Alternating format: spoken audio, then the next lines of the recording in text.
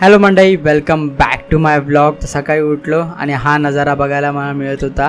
कोकणातली पहिली सकाळ आणि एकदम भारी वाटत होतं, एकदम मस्त वाटत होतं. थोडा वरतीच टाईमपास केला मी थोडा उशीर. त्यानंतर मी खाली आलो आणि इथे पिल्लूची मालिश चालू होती. त्यानंतर मग मी माझ्या स्कूटरला पुसून घेतलं, कारण की कालच्या राईडमुळे ना खूप घाण झाली होती, धूळ लागली होती. त्यामुळे मी विचार केला तिला पुसूनच घेऊया. पुसल्यानंतर एकदम मस्त वाटत होती. त्यानंतर इथे जेवणाचा कार्यक्रम तर चालूच होता. तेवढ्या टायमामध्ये हे सर्व पत्ते खेळायला बसले. मला काय समजत नव्हतं, म्हणून मी शांतपणे बसलो होतो.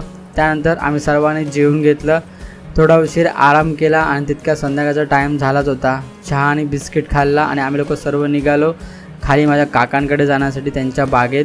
तिथे पुसल्यावरती एवढं मस्त वाटत होतं ना. आणि पप्पा झाडावर चढलेले शेवग्याची शेंग काढण्यासाठी थोडाशा तिकडे गप्पा गोष्टी केल्या आम्ही लोकांनी सर्वांनी. मग आम्ही सर्व निघालो घरी येण्यासाठी.